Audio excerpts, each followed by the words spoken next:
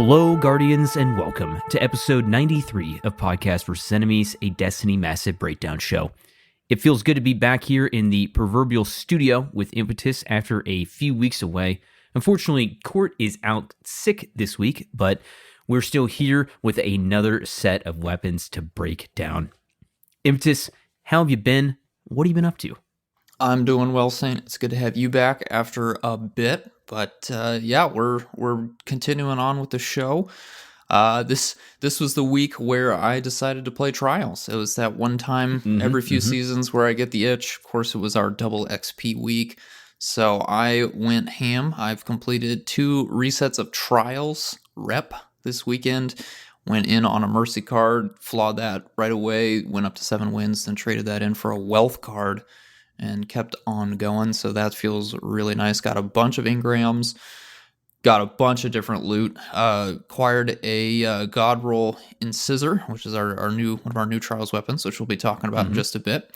Did get a bunch of different Igneous Hammers, one for PvP. I did also get that Heel Clip Frenzy roll that I was talking about last season when we broke down Igneous when it returned, so that feels good. And then also got a few Cataphracts as well, got a PvP God roll of Cataphracts, so I am feeling good. I actually have some pretty positive thoughts on Anomaly, the map for this weekend. I actually liked it a lot, especially in trios. I think for people that are probably going in as a solo or a duo, I can understand some frustration, but being able to set up flanks and picks and pushes on that map in particular felt good to me, at least. And again, I was playing in the practice pool. I wasn't sweating it out, except for when I had some people joining me, for their first match on the Wealth card. And of course, we're going into the serious pool, the sweaty pool there for just that one quick loss, and then going right back into the practice pool. But I had a pretty good time. So that's been quite fun. Saint, how have you been? And what have you been up to in the past few weeks, brother? Yeah, so I didn't really travel a lot for the holidays, but I did just take a trip up to Washington, D.C. in the new year, which was great. I got to visit with some family there, got to eat some really good food, and of course, plenty of art, museums, monuments, all that stuff. Didn't steal anything, but we did watch National Treasure 1 and 2 while we were there a few separate nights, and was just brought back to that just absolutely stunning performance from Nicolas Cage. So really good just times hanging out on vacation there. In game, I been going through the exotic missions for Wishkeeper, right? Our new strand bow. We've been getting new additions to that. It's kind of like adding on catalysts, right? Very similar to Revision 0, where you get new final traits that you can pick that it can minorly or majorly change the way the weapon works. Running some GMs, playing some comp, and I kind of feel for you when you're talking about Anomaly in Trials, which I think gets some hate, but coming from playing 3v3 on Eternity, Anomaly is a welcome change. I just really, it's tough when you spawn and you look and the objective is 110 meters from where you're at. But overall, having a pretty good time there. I've been using Unending Tempest. I've gotten several good rolls of that, just focusing Crucible rolls. Well, you're grinding comp, you get a lot of Crucible engrams and stuff. And man, it's a really solid SMG, both PvP and PvE. I've got one that was like a lightened action frenzy with a lot of range, so that kind of counteracts some of its weaknesses there, and that feels really good. With some of the seasonal mods, I've been trying to put together using some of that seasonal armor to capitalize on Dragon's Bite, which we were just talking about a little bit before we started recording today, and putting together some more stasis-focused builds and stuff like that. And then using it in PvP too. It's just really, really solid weapon. As we said, Court is out sick this week, so unfortunately he is unable to join us for this episode, but we wish him all the best and a quick recovery, and we will persist. Who do we have to thank before we jump into our episode today? Just got our sponsors and, of course, our wonderful listeners in general here. But absolutely want to give a shout out to the sponsors of the show for going above and beyond in their support. And those people are A Modern Viking, Askian Monk, Bryce Aroni, Deacon, I'm K Rose, Moonlight, and This Moment. Thank you so much. We greatly appreciate you. And for you, our general listeners, you can send us all kinds of feedback directly to any of our socials or via the Destiny Massive Breakdowns Discord server. All kinds of feedback help with the trajectory of the podcast and how we present and break down builds, activities, and so much more in the PvE sandbox for all kinds of Destiny players. We do also want to extend a special thanks and appreciation to everyone that supports PvE, whether that is downloading and listening to the show, discussing it on social media and our Discord server, or supporting us via Patreon.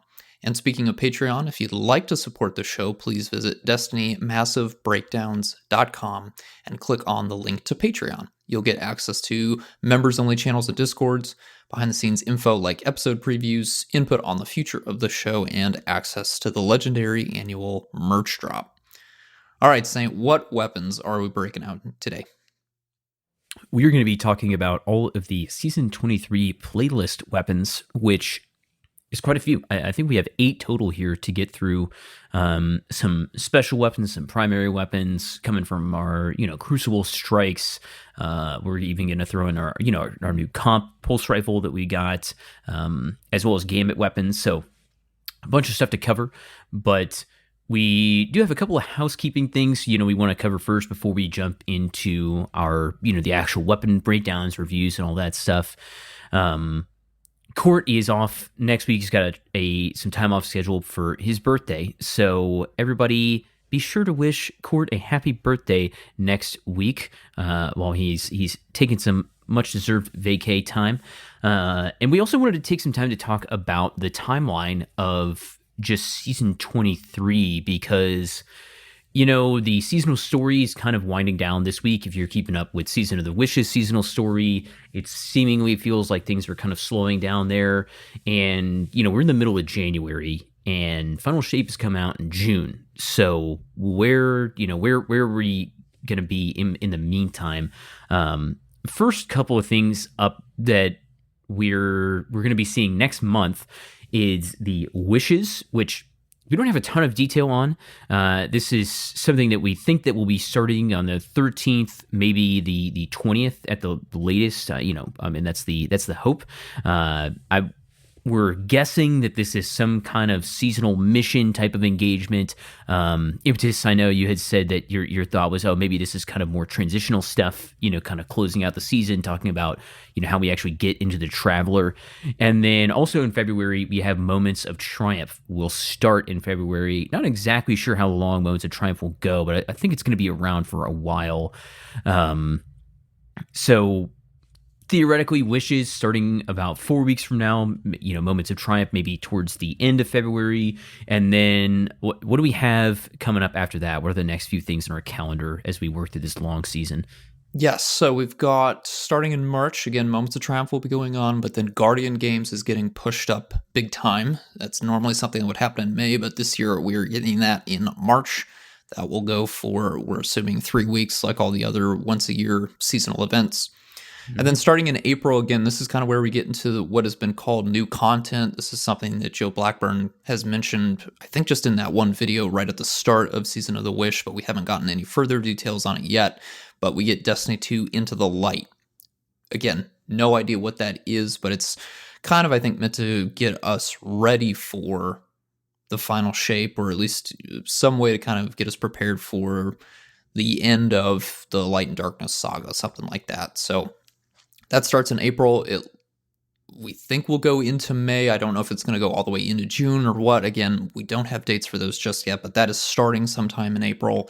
And then in May, we are also getting new PvP content in the form of the map pack, which is 3 new maps. Saint and I were just discussing, we couldn't recall before the show if they've actually given us the locations of those maps. We know that they're mid-size. That was the piece of information we could remember, kind of right around the same size as Jav 4, but I couldn't remember if they've actually told us the locations of each of those maps. So that's what's happening in the lead up to the final shape, which of course is June 4th.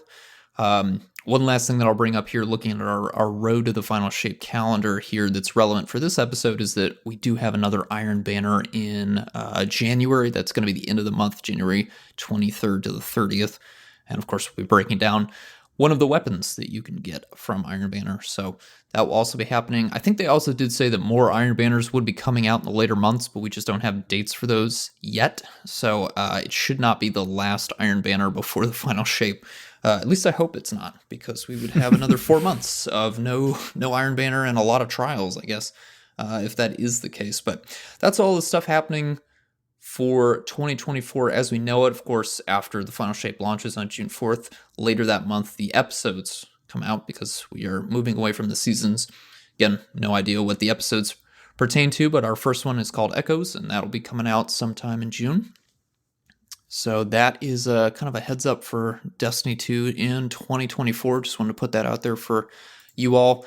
We've been going a while without TWIDs, which is kind of why we wanted to throw that in there, because this is all the information that we have so far. But Saint, we have been getting some updates via Twitter from Bungie, but it's mostly in regards to PvP. Is that right?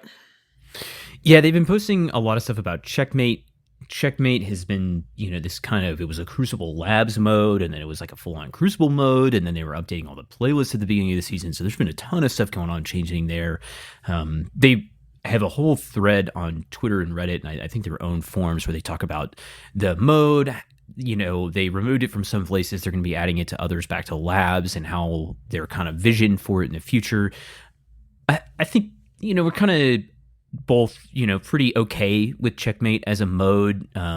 We've been, we dip into all parts of the sandbox, but if you want to get all the details on their vision for Checkmate and all this stuff, and the vision for the future of the Crucible, be sure to go check them out on the website formerly known as Twitter, or Bungie forums, or they usually do Reddit posts as well that kind of summarize anytime they put out new info on that. But yeah, that's about it for Bungie updates. Really not a ton of stuff. We did get a patch that included some nerfs and things like that, like Peacekeepers got nerfed. We got a bunch of bug fixes and just kind of small things like that, which I did think it was funny that they put that nerf into what I would consider, like, usually it would be just like some bug fixes. They like nerfed the like dominant Titan exotic that's been ruling for like a long time in PvP, which is much needed nerf, despite how much I may use and abuse said exotic. Yeah, it was right as you got your Unending Tempest, right? I think the phone call went out and then the nerf came in. So they were like, all right, yeah, we can go ahead and push that through. Yep. Okay. Yep. No fun for Saint. All right, let's get into those playlist weapons, shall we? Oh, let's do it. Sorry, choking on some water here. Oh, getting emotional about that nerf to Peacekeepers. I understand that. It was the same way when Ophidians lost that increased melee lunge distance. It gets the best of you. Yep, it does. It does. All right, so we're covering the core playlist here, plus some one-offs, like, again, the comp weapon here. We're actually not going to do every single playlist weapon. There were two in particular, Eye of Soul from Trials and Reese Walker. Don't have a lot of great options in PvE. It's in particular the column 3 for those weapons just does not have some strong stuff. And we'll make sure to mention some of the other kind of competitors for those two weapons of like, this is what we would rather you chase because it'll be worth your time once you get a good roll of those guns. So this is not a full playlist. It's most of them, but not all of them. But we're going to start things off as we normally like to do with the Nightfall weapons. One of our new Nightfall weapons this season is Undercurrent. This is an arc waveframe special grenade launcher firing at 72 rounds per minute. Not that that's a big stat to know. Of course, waveframes releasing that wave of energy when the projectile contacts the ground. Very, very strong for ad clear. And yes, this is kind of a surprise. We've had one very, very well-known, maybe even infamous arc waveframe in the game for some time now that's been crafted coming from a raid. And of course, that will be our comparison point when we look at the stats. But Undercurrent is a Nightfall, and it does have an Adept variant, waveframe grenade launcher, so it does come with the origin traits Stunning Recovery and Vanguard's Vindication.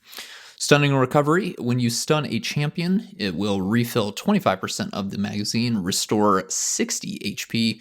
It will begin health regeneration, and then it also grants 4 tiers of recovery. That's plus 40 recovery for 3 seconds. Very, very strong origin trait. You do need to have the weapon out when the champion is stunned, or do the stunning with the weapon, either one. And then, of course, Vanguard's Vindication, which is the general Vanguard playlist origin trait. On a kill, the gun will restore 7 HP to you. A little bit more minor, but again, that one can proc much more than Stunning Recovery there. But Those are your origin traits for Undercurrent. So, of course, we are going to have to compare this with Forbearance, the Vow of the Disciple, king of ad clear, special arc waveframe grenade launcher. And unfortunately, the comparison does not work out for Undercurrent too much. Forbearance is higher or tied with Undercurrent in all stats. There's nothing that Undercurrent can do better, which probably isn't too surprising considering Forbearance is a raid weapon, and raid weapons typically are the exceptions to the norm. It's just that Forbearance happened to be a much bigger exception than I think we all were expecting. But yes, Undercurrent, while it does have the Adept option, again, Forbearance is crafted. Forbearance also does have an Adept if you do the master version of the raid. So really, it's going to be hard just looking at the stats to say go for Undercurrent. But let's take a look at the perk pools here. Undercurrent does have some interesting options here. Looking at our barrels and our 2 magazines, again, Waveframes only have 2 mag options, so you will get both of those on every single drop of the gun. We do recommend high velocity for the +10 to the reload speed and the velocity, which are the 2 kind of higher stats normally for most Waveframes. But jumping back to column 1 here, we typically do go for a quick launch. That, again, +10 to velocity is great. You've almost maxed it out at that point with high velocity rounds. You're sitting at 94 velocity. But quick launch also does give you that +15 to handling, which will make the gun feel very snappy for swapping. I don't know, maybe a follow-up option here. I typically, smart drift control just gives you a bunch of pluses to things. It's not quite huge bonuses in the same way that quick launch is, but it's hard to go wrong there. Really, the one that you want to kind of stay away from is volatile launch. That's what I tell everyone when it comes to grenade launchers and rocket launchers. Hurting velocity and handling, even though it's a -5, still big no-no. Those are your 2 most important stats, arguably. Blast radius is naturally set at 100, so you don't want to hurt that with any other barrels that would affect that, like implosion rounds, for example, in the magazine column. But still, not a fan of volatile launch whatsoever. Quick launch, number 1 for me. Smart drift controls are really strong. And then, of course, high velocity is the pick for column 2. Column 3, this is where we get into some interesting stuff. I think a lot of players, when we look at Forbearance, would run either Ambitious Assassin or Unrelenting if you wanted to pair it with Forbearance origin trait Soul Drinker for even more health on a kill. Now, Undercurrent does have Ambitious Assassin, which is nice. I would say that probably needed to have Ambitious Assassin to be really competitive here. Does not have Unrelenting in either columns. Instead, we got a few more reload-based or ammo-based perks here. We've got Lead from Gold, we've got Field Prep, and then you got Demolitionist in column 3. Again, Demo in column 3, really strong here. That's a great way to kind of get that, bypass that reload speed entirely. I'll be honest, with such a naturally high reload speed and something that can get boosted quite easily on Waveframes, Demo isn't a huge, the reload aspect of it isn't a huge deal. Now, getting a ton of weapon kills for faster grenade ability energy is kind of where Waveframes really shine with Demolitionist, so I could still run it in that case for that, but again, just looking at the instant reload, I'm not too fussed about it. And to some argument, I would probably rather have Ambitious Assassin for more bullets, but doing that manual reload, the overflow there is just huge. Again, that can get you up to 2 in the mag here, killing a lot of enemies, and with a Waveframe, that's very easy to do. Field Prep, I don't know if that's hugely necessary on a Waveframe. Lead from Gold is a great kind of Nightfall perk.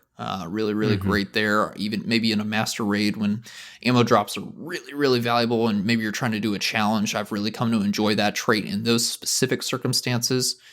I should also mention that Stats for All is here. You do have 1 for All in column 3, so you got that classic PvE podcast recommendation of Stats for All, 1 for All. Is that enough, though, to make me run Undercurrent over Forbearance? I'm personally going to say no. I think Forbearance with Chain Reaction and Ambitious Assassin is too strong, but I'll let Saint give his opinions in just a second here. If we go over to column 4 and keep looking at that, we do have Bait and Switch on here, so that was, of course, unique to Forbearance. Now it's not unique, so our Arc Waveframe grenade launchers in the game both have Bait and Switch, which is very ironic. We do have Volt Shot. That is unique to Undercurrent. It was not in existence when Forbearance came out. We've also got Adrenaline Junkie, that's kind of it for the major damage perks that we're looking at in column 4. So again, a lot of players have been going for a volt shot roll. I've seen some people trying to go for that demo volt shot, which again, volt shot requires a manual reload. So again, demolitionist would be at a counter there, but you could definitely do ambitious volt shot. That would have some excellent Arc 3.0 synergy there for some jolting. Again, on a crowd control weapon where Volt Shot is a crowd control perk, it just makes a lot of sense. So there's definitely a chase there, but whether or not that beats out Chain Reaction, I think is the real question. And Saint, do you feel like that's possible? Do you think that there's some value to Undercurrent?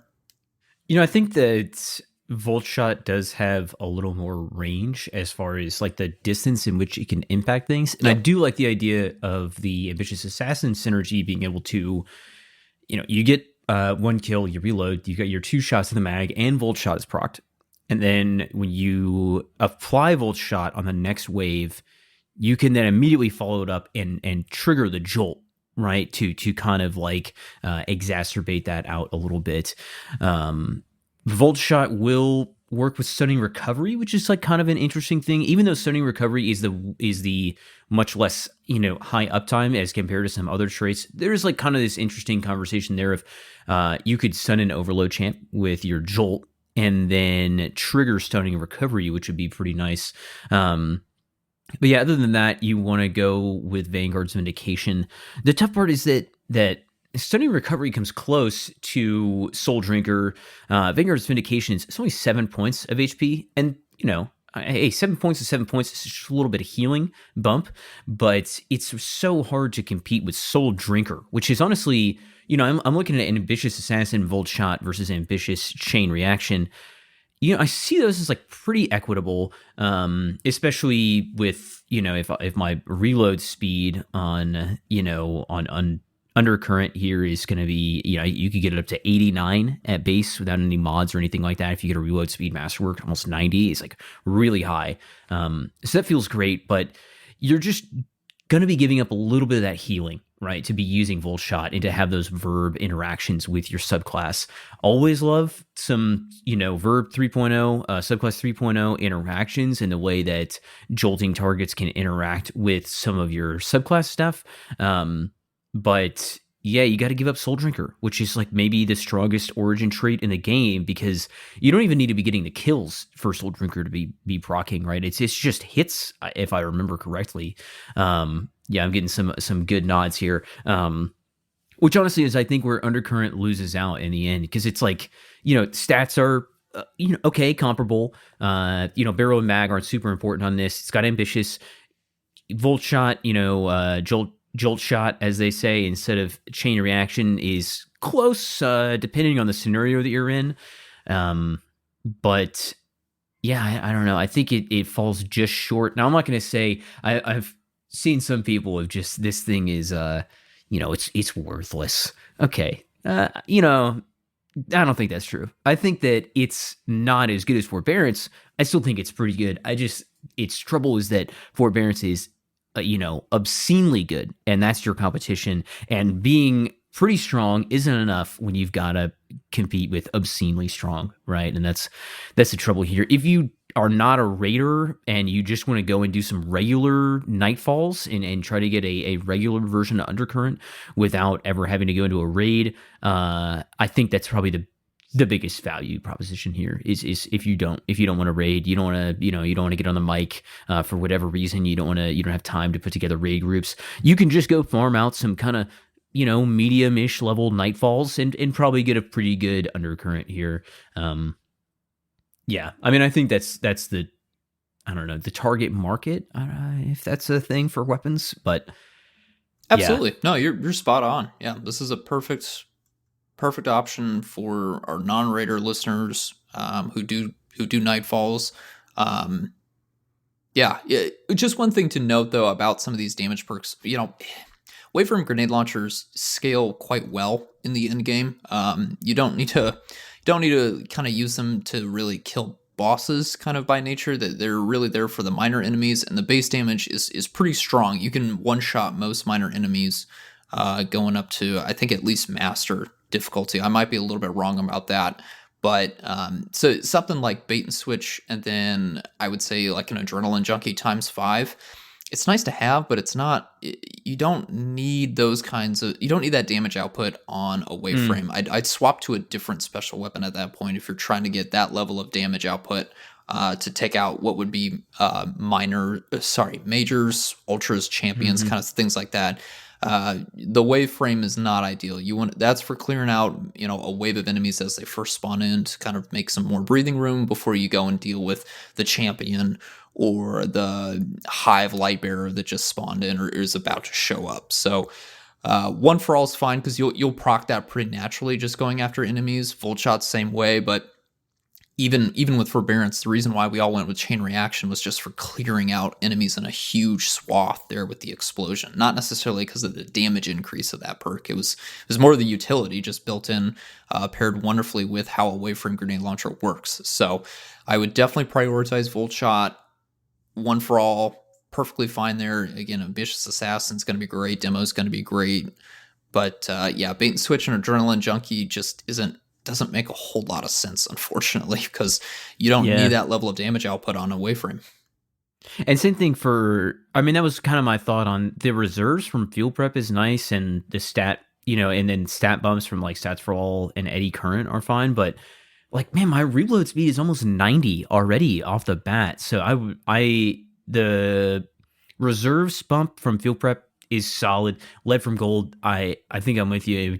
I would be my number 2 right there, even above Field Prep, just because I don't want to be crouching all the time, and the Lead from Gold has just good synergy, especially if my team is conscious about how we're generating heavy ammo via Aeons or anything like that. So totally, yeah, pretty solid trait Lead from Gold over there, man. Yeah, and solid again. It's a solid gun, but if you do have access to Val the Disciple, you know which one to go for. It's not really a true competition for people that have access to that raid and can raid. But for those of you out there without that option, you've got Undercurrent, and Undercurrent will serve you just fine for arc, ad clear, waveframe grenade launchers. All right, time to move on to our sniper rifle. We've got Uzume RR4. This is a solar adaptive frame sniper. It's 90 RPM. Adaptive frames, just well-rounded stats, no real trait bonus there. Again, because this is a Nightfall weapon, we do have that stunning recovery for 25% mag back, plus 60 HP, and that increased recovery plus 40 for 3 seconds. And Vanguard Vindication, 7 points of health on a kill. I think I'll say real quick up front for stunning recovery here, this weapon's pretty easy to proc Radiant on this season off of artifact mods, and there is some barrier champ synergy maybe there. We'll see how that holds up over the conversation of this weapon, but there's at least some capability you could capitalize on stunning recovery with, depending on the weapon roll that you're going to land and all that stuff. But let's talk about some base stats for its comparison to some peers like Beloved and Soul Survivor from seasons 16 and 21.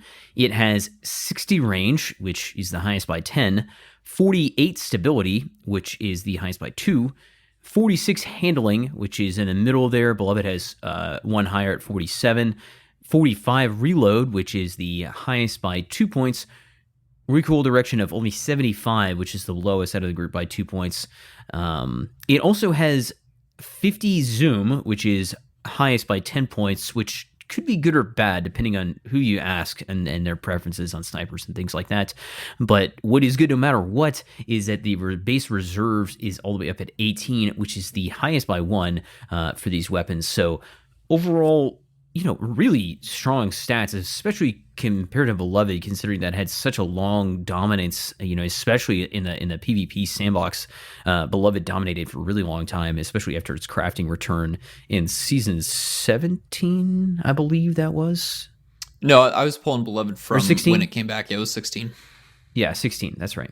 So we got some pretty hot stats here, but let's get into traits you'd actually want to use on this weapon, given that it is an adaptive frame and it has such strong base stats across the board with a range, stability, handling, and maybe a kind of a low recoil direction here.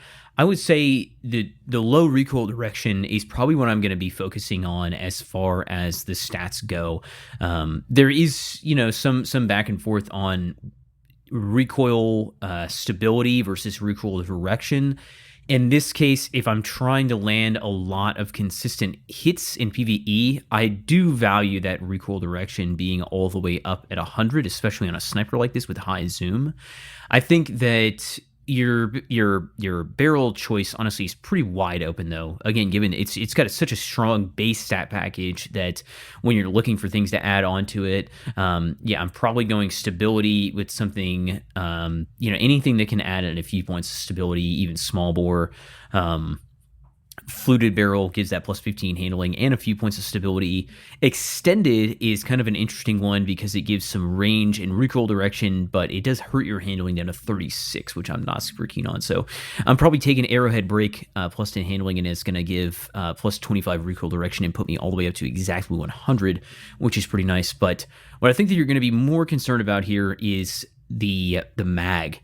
I would say, depending on the columns 3 and 4 that you're going for, you may change a little bit, but you got to go for a mag increase here. Pretty much is where I'm at. I would say, tack and appended are fine. Tack over appended every time, just because it's giving that plus 10 reload and plus 5 stability, just helping you land those shots a little bit more. Extended, I think, still only lands at 1. I haven't actually gotten a roll of this sniper with extended on it, but I don't believe it's going to put you up to 6. But if it does, I would even say extended over tack for some of the traits that we'll be talking about in just a second that can return ammo. And then alloy, I would say last for just the reload speed scaler. You're getting that 0.85 duration scaler on your reload whenever you empty out the mag, which if you're using this to deal some damage, you would be emptying out that mag pretty quickly. In column 3, we got kind of a mixed bag here. I think that our strongest traits are all going to be our ammo traits here.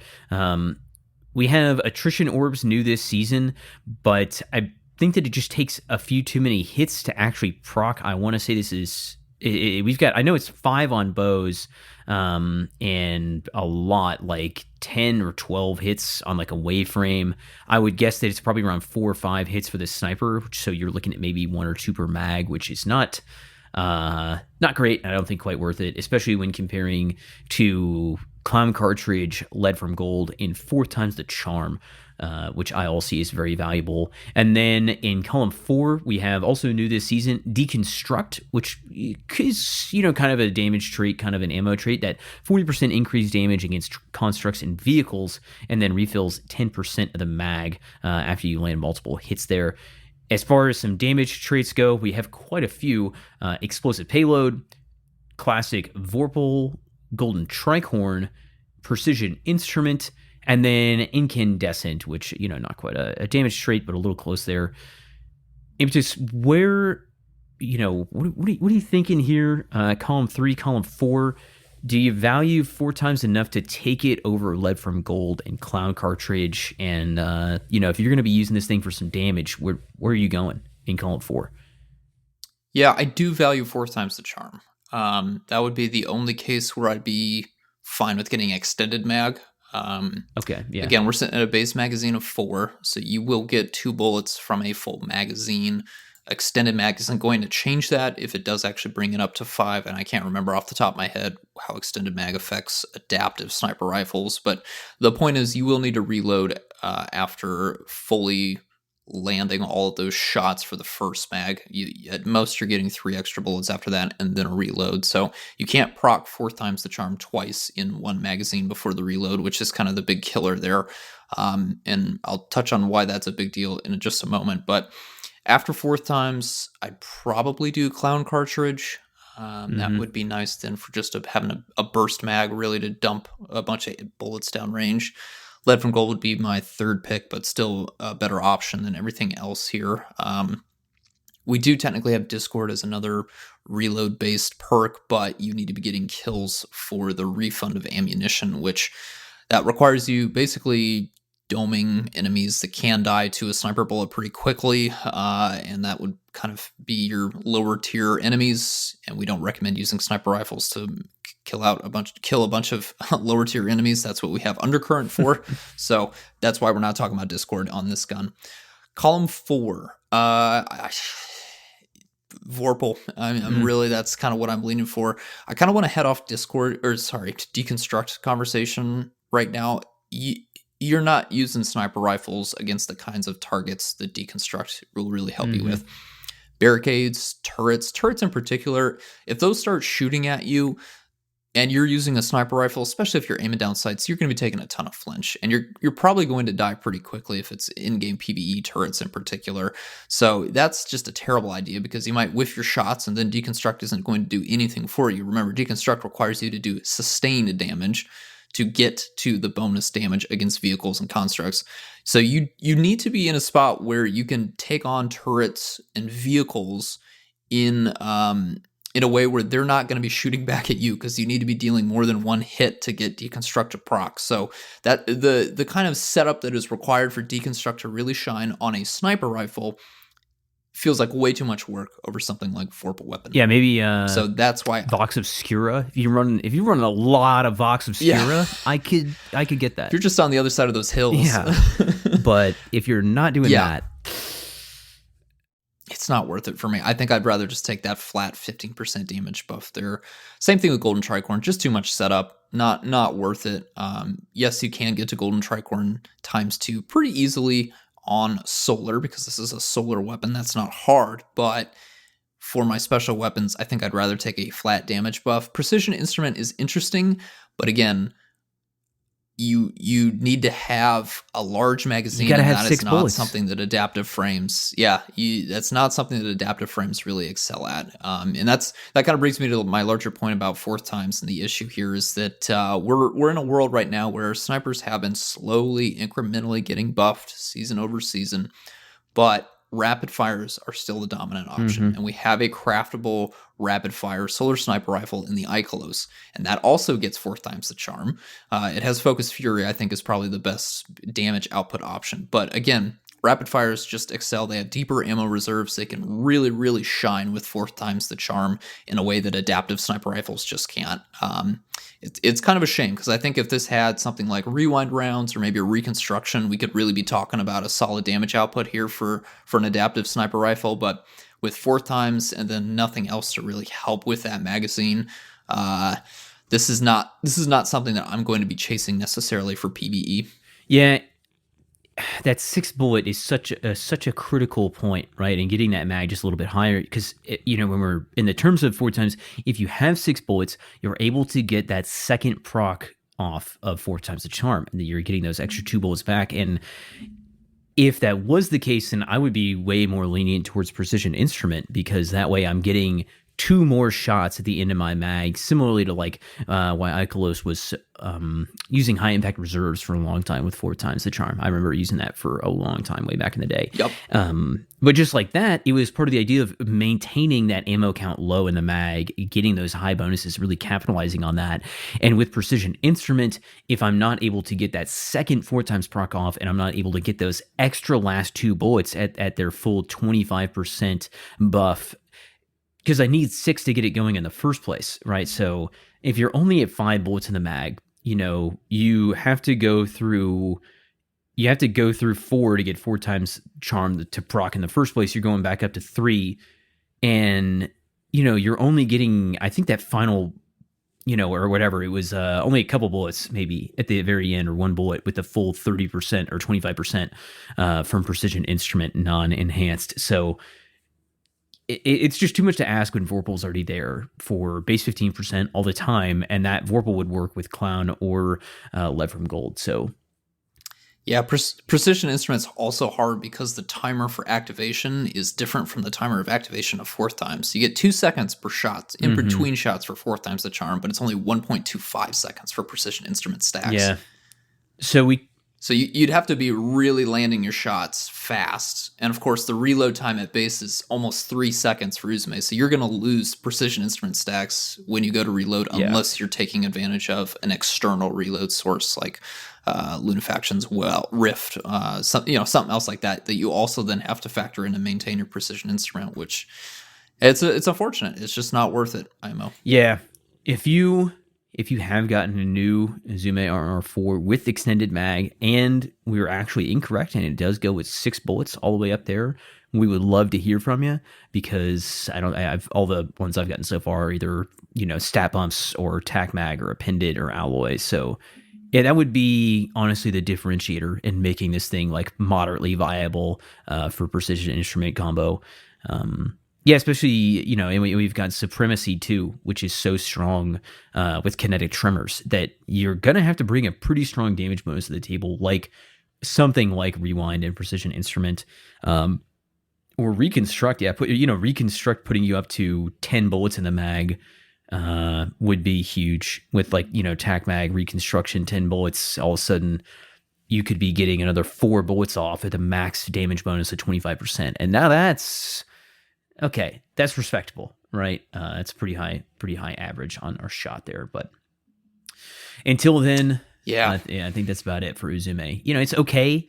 You don't have an Ikelos, you missed out on that. This is okay. 4 times Vorpal's fine damage output, but just gets edged out by some of those competitors there.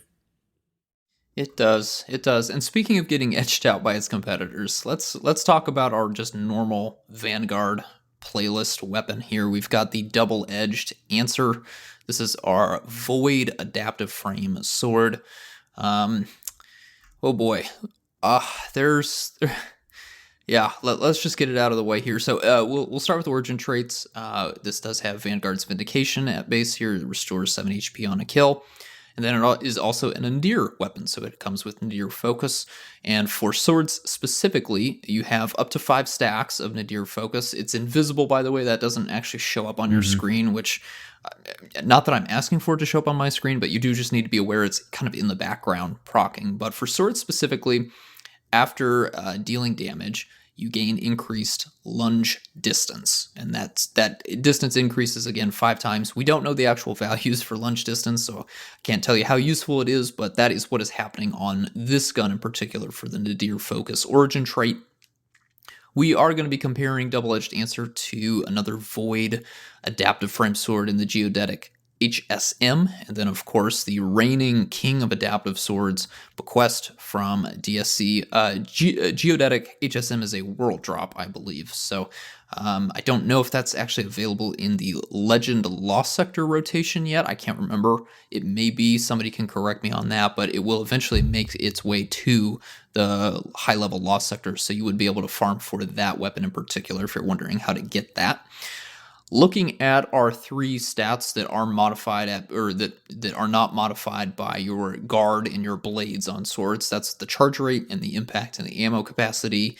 It is not a good look here. Charge rate of 20. That is egregiously low. Geodetic HSM has a charge rate of 47. Bequest has 70. That's 70 base charge rate. Tough look. Massively low. I don't know if that's something that's maybe wrong in Foundry. The disparity of 50 is huge, so I'm not quite sure what's going on here. Impact of 60, that is lowest. Bequest, of course, has the highest at 70, and then ammo capacity of 40. The other 2 have 50. So, yeah. Stat. What's the opposite of a stat monster? Like a stat loser, I guess, is what we'll call it. A stat weakling. Weak, timid, weak stats over here. Exactly, that's right. Weak, timid, weak stats. Thankfully, this does have a massive perk pool, so we do have some options there. It does get a little bit better, but we are not off to a good start here. Looking at the blades and the guards here, I think it's still the case that we're kind of looking at the tried and true here. Swordmaster's guard and jagged edge does hurt your ammo capacity. which not one of the things you want to be hurting, let me tell you. But Jagged Edge does give you a little bit more impact, which I think is kind of a worthwhile trade-off considering impact is pretty low. But yeah, Swordmaster's Guard giving you kind of those balanced charge guard stats, always very helpful there. Then we get into columns 3 and 4. We do have some good options here, a lot of different ways to take this. I guess I'll start off with our Void 3.0 options. So in column 3, we do have Repulsor Brace, and then in column 4, you do have Destabilizing Rounds. So if you want to go with a Void 3.0 synergy there, it's available. Let's see, we've also got kind of one of those tried and true Relentless Strikes in column 3, and we do have Whirlwind Blade in column 4. You've also got Surrounded in column 4. So again, great options here. Let's go back to column 3. We've got some surprise options here that are quite strong: Unrelenting and Demolitionist. Oh, and Pugilist actually as well. So again, pretty flexible perk pool here. I think trying to pick out one god roll would be kind of difficult here. For some other damage perks, just to kind of set the scene, we've got Adrenaline Junkie in column 4, One for All, column 4. Vorpal Weapon, again, if you want to use this on some beefier targets, that's fine. And then on, I've already mentioned Surrounded and Whirlwind Blade.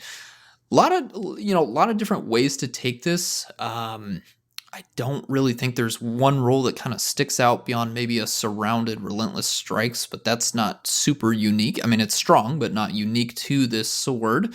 If you really wanted to go for maybe a more crowd control, or if you have a lot of majors that you're trying to kind of wear down, you could do Unrelenting and then Whirlwind Blade, or maybe a Vorpal Weapon if you wanted to get up close and personal, One for All, Unrelenting, One for All, something like that.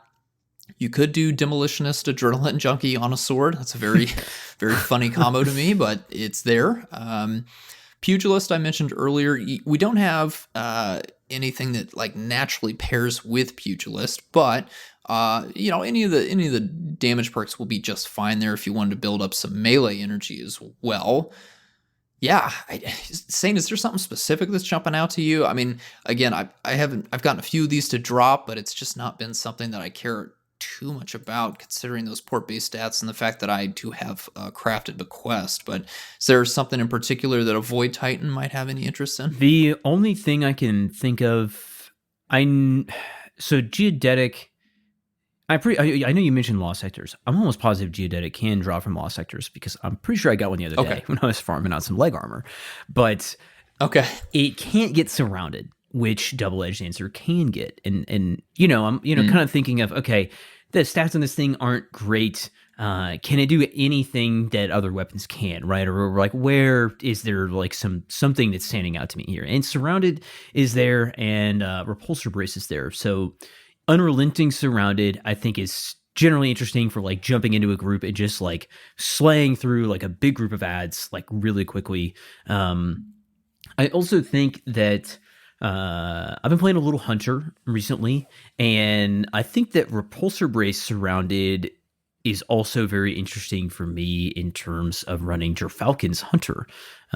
You dodge, you run into the midst of a bunch of enemies, you get surrounded, procced up, and then when you come out of your dodge and you start slinging your sword, you've got volatility going, you're getting Repulsor Brace procced up off of the volatile enemies that you're killing, and that's kind of just allowing you to be really aggressive. So I like that combo of Repulsor Brace and Surrounded, because it's giving me that little extra bit of defense to be super aggressive with a trait like Surrounded, which is requiring you to be within 8 meters or 10 meters. I want to say it's 8 meters. Like, it's pretty close. Yeah, 8 meters for Surrounded. So if you're in the strike playlist, or you're in, you're grinding out GMs or whatever it is, that is like my one unique takeaway would be Surrounded with some kind of like a healing trait.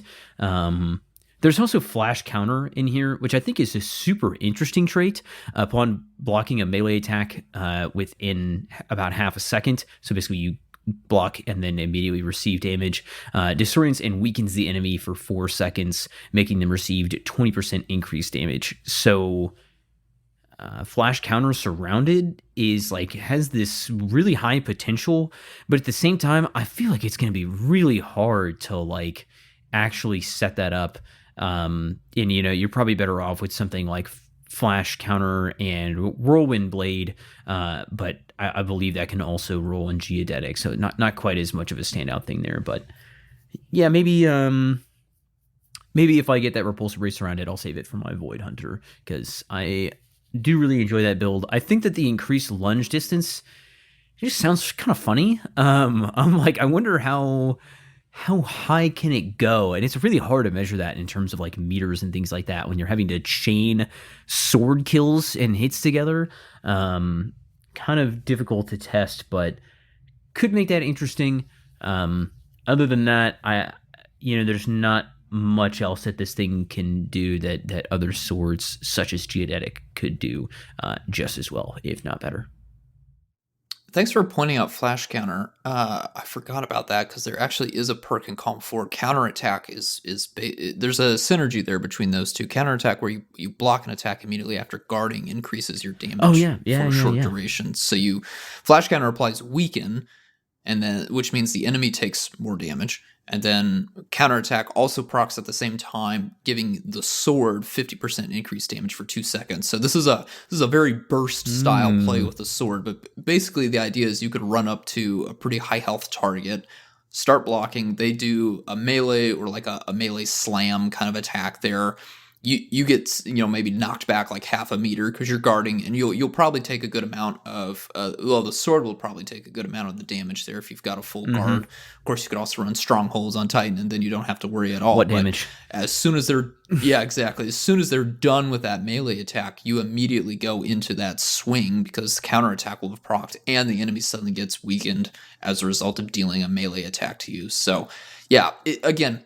It's finicky. I don't want to sell it too much, but I did just want to bring it to the attention there. So a good call on Flash Counter showing up in column 3. On a lot of swords, those two perks show up in the same column together. So you don't really get to take advantage of that combo there. But yeah, again, it's not a great sword statistically, but you do have a lot of different ways to take it. And of course, this is a weapon that you can get multiple perks on, of course, if you reset your Vanguard rank. So the odds will eventually go in your favor that you'll get some sort of combination. Yeah. Whether or not it's a combination that you want to use is kind of a hard thing to talk about. Yeah, you're out there running a bunch of GMs. You're going to be getting a lot of Vanguard rep. To Imtis's point, you're probably going to be resetting your rank at some point. I don't think I would go farm for this thing, but hey, if I got that Flash Counter attack roll, or maybe a repulsor race surrounded, I'd hang on to it. I'd give it a try in some builds. Totally. All right, next up, we got another Void weapon, and that is going to be Retrofuturist, which is a Void lightweight shotgun. This is 80 RPM. Lightweight is going to give you that passive plus 20 mobility, 2 tiers mobility, and 6.25% forward movement speed. So on this, we have One Quiet Moment, which is our Crucible traits, Crucible playlist weapon, as well as that Nadir focus. For some info on One Quiet Moment, it's going to give you plus 20 handling, 40 reload, and a 5% decrease, or a 0.95 reload duration scalar. And this is going to be when you're out of combat for at least 5 seconds or a second and a half after you've gotten a kill. So there's a little bit of a bonus there. After you defeat a target, you can wait just a second. And then we've got Nadir focus. Upon firing, experience invisible stacks, like we were talking about with the sword. You can't see it. It's applying in the background. Up to 5 stacks. It disappears after you are not firing for 2 seconds, and granting plus 2 points of range and minus about 1.5% of accuracy cone growth as you fire. Don't know how much you're going to be holding down the trigger on a lightweight shotgun, but if you are going to be trying to use this as some damage swapping or something like that, you could probably get that stat bump up to plus 10 range with that 5 stacks and a slight decrease in your accuracy cone size. When we're comparing this thing to some lightweight competitors, we get some really strong ones. A Reachwalker is the Iron Banner option, pretty solid. The Crucible option is Swordbreaker, really solid. PvE option from Crota's End, our most recent reprise raid. It's worse in pretty much all the stats except for magazine. And magazine is going to be a size of 7 versus all the others of 6. So not good. Not a great start for our retro futurists here. Crucible playlist weapon, just hard to compete with some really strong competitors like Reese Walker, like Swordbreaker. It just can't quite stand up to him. When we look at our barrels and mags to try to maybe pump those stats up a little bit, it's kind of dependent on what I'm going to be going for in my final columns, but we don't have some of the other traits here that you may be used to on lightweight shotguns. So I think I'm probably gonna go with something like Corkscrew, 5 range, 5 handling, 5 stability. You've also got Barrel Shroud, 10 stability, 10 handling. You don't really need a ton of handling, as even though it's not starting out very strong compared to other lightweights. It does have a base handling of 65. The range is going to be at 40 though, and the stability 36, which are pretty low. Small bore, obviously, would add on 7 points to each one of those stats. Full choke for tightening up your spread by about 4%, but you're also giving up about 7.5% precision damage. So I don't think it's worth it, especially whenever we are looking into our other columns here. There is a noticeable lack of 1-2 punch, which is unfortunate. That Swordbreaker has excelled at so much, which I've gushed about plenty in its combination with its thrall trait and all that stuff. When we're looking at magazines, I think that Assault is always incredibly strong when it comes to shotguns like this. Getting that plus 10 RPM, bumping you up to 90 RPM. It's just higher damage, no decrease in your pellet damage. So pretty strong option there. We do have Accurize if you want to increase the range, but in terms of PvE damage, I just don't think that pumping my range stat up is going to be super valuable when I could pump up, plus 15 stability, plus 10 RPM. And then after that, I would see your mag options like tac mag, and then appended mag or light mag, which is going to give you a little bit of range and a little bit of reload speed, plus 5 range, plus 10 reload. So nothing super important on the barrels. Just avoid smooth bore at all costs. And then you're probably fine there. Getting into columns 3 and 4, we yet again have a massive amount of traits. Like all of our playlist weapons are going to have one of those 12 by 12 perk pools. And there is not a ton in column 3. We've got Unrelenting, Stats for All. There is Loose Change, which I'm not sure we've ever seen on a shotgun. Feeding Frenzy. There's a lot of other traits here that I just don't think are, worth much time or investment. Pulse Monitor, Dual Loader. Shot swap, I don't see a ton of value in those. Pugilist, maybe, for a melee build, I could see something there. And then Slick Draw, Quick Draw, auto loading holster, hipfire, grip, any of that stuff is all PvE focused. So column 3, I would say probably auto loading holster, Pugilist, and then maybe Unrelenting are really what's jumping out at me there. And then when we're looking in column 4, we have Trench. Pretty classic there. One for All, Swash, Destabilizing Rounds, Frenzy, Vorpal. And we have Envious Assassin, weirdly, also in column 4, which I think is really strange. I think the best thing that you could probably get out of this is something like auto-loading holster and Frenzy or Vorpal, maybe Trench Barrel, but I'm just not really sure, in terms of like where this is headed for PvE. Lightweight frame shotguns have pretty good ammo economy. They're not bad for like swap damage rotations, but at the same time, I don't see a lot here. Maybe Frenzy could kind of put it in that place. The lack of 1-2 punch hurts for sure. I really think that could have opened things up. Auto loading holster, 1-2 punch is a fine combo, and I probably could have used that on something, but I don't know. Where's your head at with retro futurists here? Yeah, I'll pass. That's kind of where my head's at. It's hard. Pugilist Swashbuckler, Pugilist Trench Barrel is kind of the one thing that would maybe Well, yeah. I don't even think I'd hold on to that if it dropped for me, honestly. It's tough. Yeah. We've got some pretty solid void shotguns, right? We've got Nessa's Oblation, which is our slug, really really strong weapon. It's a raid weapon for Root of Nightmares. Got some great raid perks on it. We've also got from Lightfall's launch the Basso Ostinato, which is the rapid fire, and that drops from Terminus Overload, which is very hard to get, but it gets Grave Robber and 1-2 punch, and rapid fires are a little bit better in total damage and then single mag DPS over our lightweights. So I would probably lean towards that. Yeah, it's, man, Pugilist Swash is like nice synergy, but for those to be the only two perks that are interesting to me outside of this massive perk, inside this massive perk pool, it's just not worth the effort, you know. And I've been playing a lot of PvP. This thing is not dropping with those perks yet, so I'm not going to get my hopes up. If it lands in my lap, sweet, but I won't be gushing about it. I probably won't even use it even after I get it, to be perfectly honest with you. But yeah, I just this is not doing it for me, unfortunately.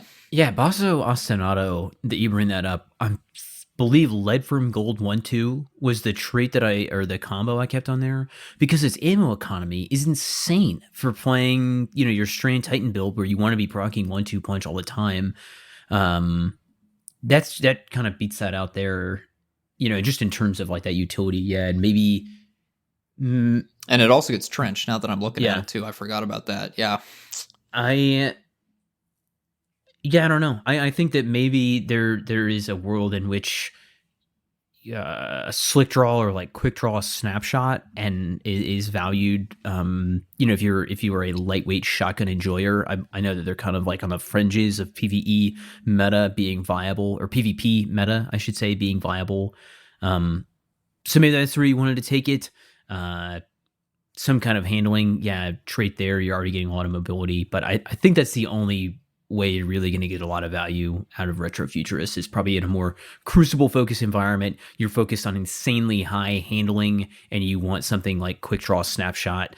Go off, as they say, if that is your desired route. But until then, I say that we move on to a much more juiced weapon. What do you say, Imtis? What do we got next? Yes. Let's actually move over to Trials. Again, as I mentioned at the top of the episode, we're not going to talk about Eye of Soul. It does have some really solid damage perks in Column 4, but you've got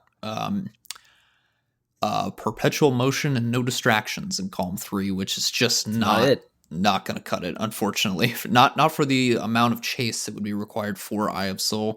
If you absolutely must have a kinetic adaptive sniper for your arsenal, please go grind out a Defiance of Yasmin. I know it's a raid weapon, but again, if you have to have a kinetic adaptive sniper, that's the better pick. That's the only pick in my eyes for PvE. So we won't talk about that. We won't do a proper breakdown. It's definitely a PvP gun anyways, so go for it for those reasons. But we are going to talk about a PvE Trials weapon, that is Incisor, the Strand Adaptive Trace Rifle, our first ever legendary Strand Trace Rifle, coming hot off the heels of a Petence, which is our first ever Stasis Trace Rifle, also from this season. Adaptive weapons, again, don't have any particular frame, attribute, or bonus other than they just feel good. Well-rounded stats. We do have some crazy good origin traits here. Again, we've got that One Quiet Moment, which we've already mentioned, but we do also have our Trials origin trait, which is Alacrity. While solo, or the last person alive on your fire team, you do gain plus 20 range, plus 20 stability, plus 50 reload, and plus 10 aim assist. Again, while solo, I think, is probably the more relevant part here for our PvE players here. If you're ever in a solo activity, a high-level Lost Sector, if you ever wanted to do the Coil by yourself, or a solo dungeon run, Alacrity is going to give you a lot of great benefits. Your guns are just going to feel better with that on. You could also do One Quiet Moment. Again, that gives you some stat bumps, different types of stat bumps, but you need to be out of combat, which is not ideal and can be hard for you to actually work towards, whereas while solo, Alacrity is just going to be up all the time here. We're going to do kind of a first here. When we look at our stat comparisons, we are going to compare this to a Petence, and we're also going to do a Kazuya's Dejection, which is the Solar Root of Nightmares trace rifle. But we're also going to throw in the Navigator, which is the exotic strand trace rifle from Ghosts of the Deep dungeon here. So there's a reason we're doing this. Buckle up. When we look at our range, Incisor has 71. That is tied with Navigator for the highest amongst our 4 points here. Stability of 80, tied with Navigator again. Handling of 58, loses to Akazia's by 1 point. Reload of 55, tied with Navigator for the highest. Recoil direction of 94, which loses out to Navigator with that crazy base of 100. Other notable stats here, Incisor has the second highest reserve stat of any trace rifle in the game. It only loses out to, and I'll wait here for you to guess if you don't know this off the head, it loses out to Hollow Denial, all the way back from Season of the Haunted by a few points. That's our Void legendary trace rifle. So huge points to Hollow Denial for that crazy high reserve stat, but Incisor coming up in second there. So yeah, it goes toe-to-toe with the exotic counterpart, which is pretty crazy. Now, Navigator, of course, does have some very fun perks, a lot of different ways to work with that, and Incisor doesn't come close to that kind of synergy with the Strand subclass, but it shouldn't. It's a legendary, and the Navigator is exotic, but stat points, this is a very, very solid option here, and it's got better reserves than the Navigator, so you could maybe argue to some extent that it might be better for a few use cases, and we'll get into those in just a second, but worth pointing out, of course, Incisor does have an Adept variant. You would need to go Flawless in Trials of Osiris to get that, so a bit of an ask, but it is there for those of you that want to chase it. Looking at our barrels and our batteries here, with such a monster stat package here, I really don't think there's a barrel that would mess you up too much. I suppose that... No, actually, I can't. I really can't. I mean, I was going to say maybe full bore doesn't really do you a whole lot, but you're still taking your stability down to 70, and that's perfectly fine. I say that as an M&K player. Maybe controller players will disagree with me on that, but yeah, I think full bore is probably your worst option, which is really saying a lot there. I think I would still go for fluted barrel here for just the bump to stability, takes that up to 85, but then more importantly, really helps out my handling. Arrowhead Break, it's only going to give you 6 points to the recoil direction before you hit 100, but you do get that plus 10 to handling, takes that up to 68. That might be fine there as well. I could recommend that. But again, it's an adaptive frame. The stat package is crazy because it's a Trials of Osiris weapon. You kind of got whatever will drop for you is going to do something for you in the barrels, which is really nice. Now, in the batteries, it's a bit of a different situation here. We want to really go for the ones that add to the magazine. That's going to be Enhanced Battery, and then it's going to be Ionized Battery. Those are your monster ones. Because, again, we got to take advantage of those naturally high reserves here. So that's the option there. Ionized is going to give you a little bit more, but it's going to give you a minus 20 to your reload speed. So if you want to go down that route, we're probably going to want to look at some of our reload perks. Or you can just take that Malice. You will be sitting at a 35 to your reload speed there. Yeah, whether or not that's too much for you, I think will be kind of a player preference, but it's just something to be worth noticing. And then, of course, Enhanced Battery just gives you that plus 6 to the magazine. It doesn't come with any stat malices there. Now, moving over to column 3 and 4. Column 3, we do have our new Strand weapon perk Slice. Casting the class ability allows the weapon to sever targets on hit for a brief duration. Very, very strong for PvE. Debuffing the target that we're going to be shooting is always something that we're interested in, especially for boss damage scenarios. We've got Perpetual Motion. We've got Envious Assassin and Subsistence. Now, I've seen some debate about Envious Assassin versus Subsistence. Envious Assassin will give you the largest possible magazine, but you need to get kills with other weapons. Trace rifles are in a bit of a weird spot right now. As a special weapon, they're kind of, well, I think when they first launched, especially the legendary version, Saint, I saw them more as primary replacements, right? That's what people would use in a double special scenario. You'd then either run, maybe a longer range special weapon as the follow-up, like a sniper or a shotgun. And then you'd have your trace as kind of your minor killing option with your, a charge melee and your grenade, for example. Now we're in a situation where if I run Envious Assassin on a trace rifle, I need to have something else in my heavy slot, or either my second special or my second prime or my primary, which needs to be doing most of the killing so that I can not only fill up the very large magazine that all trace rifles have, right? We're sitting at almost 100 rounds. So you got to get plenty of kills to get the magazine full up. Plus, I then need to get even more kills to overflow the magazine. It doesn't make a whole lot of sense because I'd rather be using a trace rifle to do that for other weapons, maybe even my heavy weapon with Envious Assassin, rather than using other weapons to get my trace rifle with Envious Assassin overflowing. Doesn't make a ton of sense to me, but I'm not going to lie. The idea of having a magazine, and a trace rifle magazine of over 200 bullets, and I'm using that in quotations for how a trace rifle files, is very, very appealing. I completely understand that, but I think subsistence makes more sense, especially when we look at one of the damage perks in the fourth column, Killing Tally. Killing Tally will last until a weapon that has it is stowed or reloaded. At some point, you will need to reload for Envious Assassin, or you'll need to swap to a different weapon. And once you swap, you lose Killing Tally. But with Subsistence, as long as you're getting kills, you're going to keep pulling from reserves. And again, Incisor has crazy high reserve set, so you can keep Killing Tally ×3, the maximum stack, up much, much longer with Subsistence, as long as you're getting pretty consistent special ammo drops. And Killing Tally ×3 on a legendary trace rifle is a pretty solid damage bump. You're going to be doing quite well in high-end PvE, killing minor enemies with ease, but then also taking out some major enemies quite well. So that, to me, is the combination that I would go for. But we do also have Hatchling, and if you wanted to do a strand build, strand weapon kit with Slice Hatchling, completely understand that as well. Kill Clip, again, you need to reload. I don't necessarily think that's super important here. It doesn't really synergize with a lot of other perks like Subsistence or Envious Assassin. I mean, maybe Slice Kill Clip would be okay there. Target Lock, that is going to take way too long to get to the max stacks on a trace rifle. Again, we got almost 100 bullets, so you gotta wait until the very bottom of the magazine for Target Lock to be putting out that maximum damage capacity. No, thank you. I would rather stick with Killing Tally, and then again, my preference there would be Subsistence or Slice. But that's enough talking for me. Saying, how do you feel about this? Yeah, I'm with you on the Envious Assassin. Like, I don't know if I'm going to be pumping up my trace rifle mag with my primary, unless I'm using a machine gun.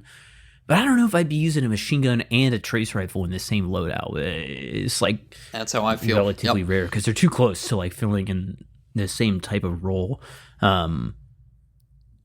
I would say Subsistence would be my number one, but honestly, Slice would be my number two, because I can proc Slice and be keeping Killing Tally up without having to reload. Like, I can cast my barricade and then immediately turn around and go back in. Slice is just so strong, I feel like, in terms of the amount of damage that you're reducing from the it's like 40%, I believe, on severed targets. So yep, I think on like up to, lower all the way up to like middle high content, depending on how much of a deficit I'm at, I would say Subsistence is the way.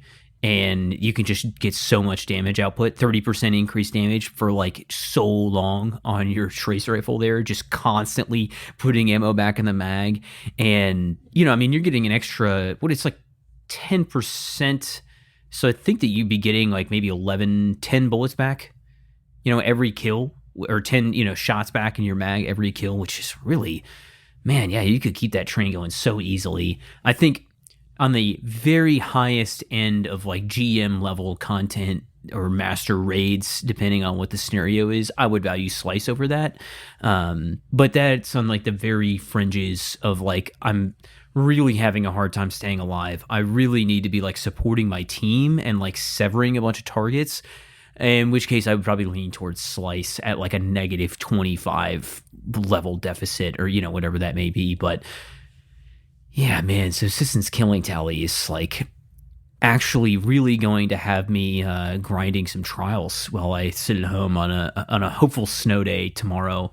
I'm probably going to be sitting around grinding until I can land a Killing Tally roll, ideally with Subsistence in the third. It's It's so strong. And there's so many things in this seasonal artifact right now that can really just help you double down on your efficacy using a strand weapon, especially one that's putting out as much damage as this thing is.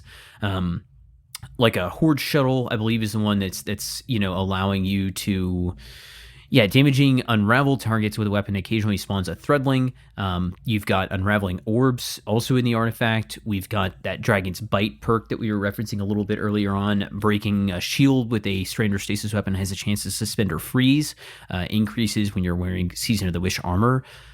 You're taking a weapon that's already good. You throw on these artifact mods and you just got some serious potential out there. Some worthy of grinding trials level of potential out there.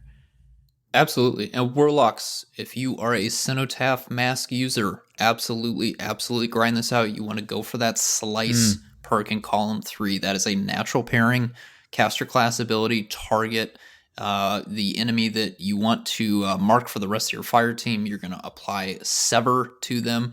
The rest of the fire team is then going to kill them. They drop their heavy ammo, the heavy ammo will spawn, but then also the target's going to drop special ammo for you to then go and rinse and repeat the whole cycle. That's a wonderful, that is going to be a day one raid strat right there. Yeah. You need to get this for Cenotaph using, that's in game as possible right there. It's going to have a ton of value for yourself. It's going to have a ton of value for your fire team. Can't recommend that enough. And the last thing I'll say before we move on to our comp weapon is when Alacrity procs, no other, bonuses active, you're going up to 91 range, 100 stability, and 100 reload speed. Wow, that's strong. If you, fluted, your handling would be up to around 75, or if you went Hammer Forged or something like that, you could be all the way up at 100 range. Just ridiculous stats if you're farming out any kind of solo lost sectors or solo dungeons or anything like that too, like we mentioned early on. Just brutal. Yeah, you could totally run Ionized Battery and you're still coming out with a plus 30 to the reload speed. You'd be sitting at 85, even with Ionized hitting you with that minus 20, just with Alacrity procced. So, yep, great gun. Great PvE gun in Trials of Osiris. All right. Let's move on to Belli-Serus D. It is our new comp weapon this season. It is a strand aggressive burst pulse rifle, 450 RPM. It has kind of an interesting origin trait set up here. So we got some stocks, and we also have hockey breach armaments. Your 15% increased damage against vehicles. 30% increased damage against, turrets and barricades, all kinds of stuff like that. Your Acolyte's Eyes from our dungeon. When we take a look at the stats, it'll be interesting here, and we'll kind of see where we need to maybe use those stocks to help add on to or compensate for our stats here. So comparing it with Disparity and Insidious, another Val weapon coming back in reference this episode. For range, it's at 77 points, which is the highest by 3. Stability's 55, which is the lowest, with Insidious up by 5 at 60. 31 handling, which sounds low, but is actually still the highest by 1. 33 reload, which is in the middle. Insidious is 1 point higher at 34. 74 recoil direction, which is lower than Insidious by 4. So pretty strong at base, and we do have these stocks that are going to offer a lot to add on there. So reading over our stocks kind of in a little bit of a backwards order here, Composite is going to give you plus 5 stability in handling.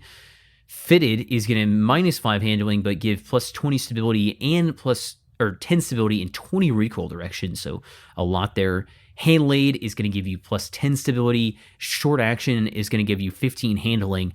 But you got to keep in mind that these are in place or an option rather than hockey breach armaments. So you're kind of making a trade-off here in PvP or PvE. Easy choice in PvP. Depending on the scenario, you may actually just want to run a hockey here. But yeah, if you're looking to pump up that stability, you're looking, 31 handling is feeling really low for you. Short action stock is going to pump you all the way up to 46, and we haven't even looked at any other traits here. So pretty solid as far as the recoil and all that stuff go. I would say, given the nature of this weapon, it is a comp weapon, but kind of like, let's see what else we could get out of it. And in PvE, I think that if you're not going to get a short action stock, I would definitely be looking for some handling elsewhere, as well as a little bit of reload speed. The range is already quite high. Stability is pretty good at 55.